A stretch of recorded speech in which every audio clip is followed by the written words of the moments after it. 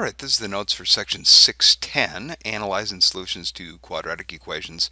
So what we want to do is we want to look at how does b squared minus 4ac kind of determine the solutions that we're going to have for a quadratic.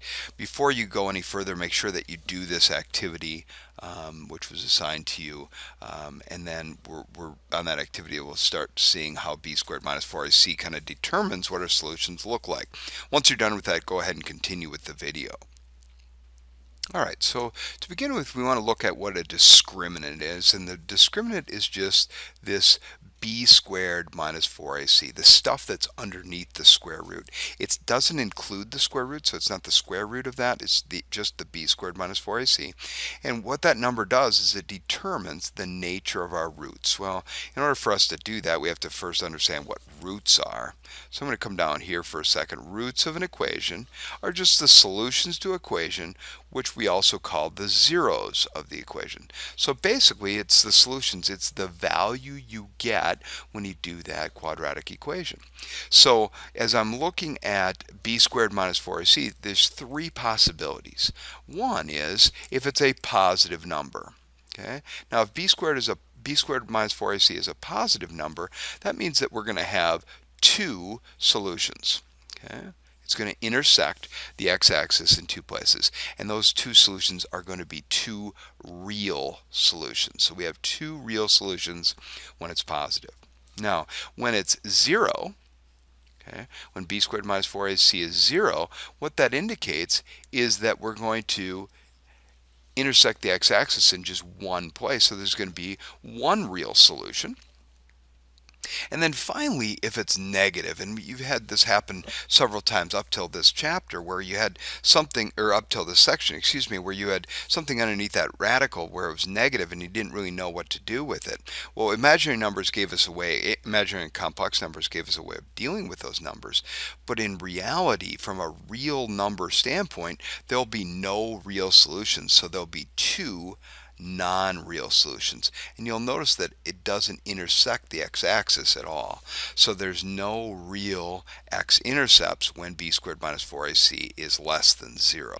Alright, so all of this leads to what we call the discriminant theorem, and the discriminant theorem just says that suppose a, b, and c are real numbers, a not equal to 0, then the equation ax squared plus bx plus c equals 0 has two real solutions if it's greater than 0, one real solution if it's equal to 0, and two complex conjugate solutions if b squared minus 4ac is less than 0. In other words, these two values are going to be non-real complex conjugate solutions.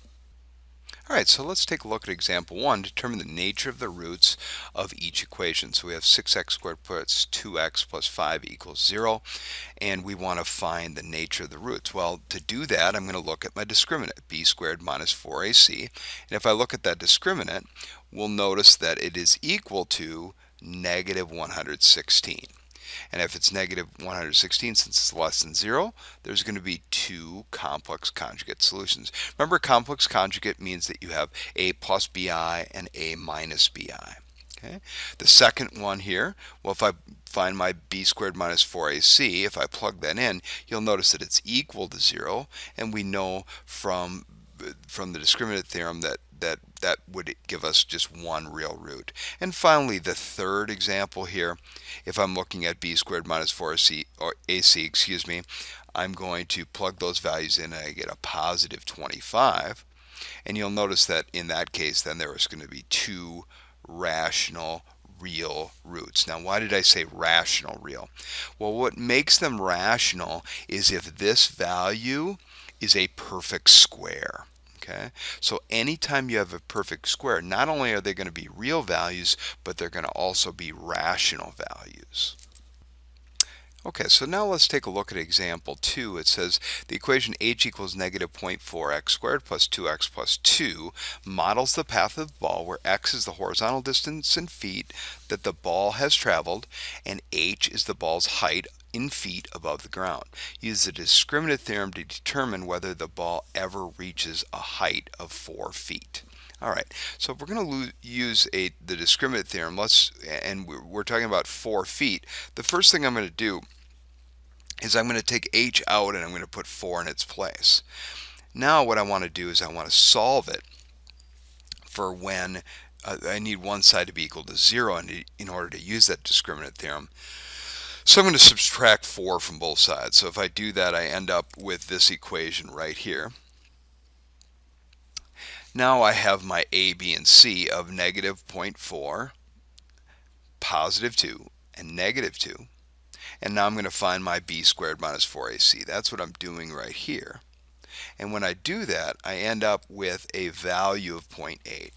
Now, since that value of 0.8 is greater than 0, that tells us that we're going to have two real solutions. Okay, they're going to be irrational because it's not a perfect square. And that also tells us the ball reaches a height of 4 feet, because if it had no real solutions, then it would never reach 4 feet.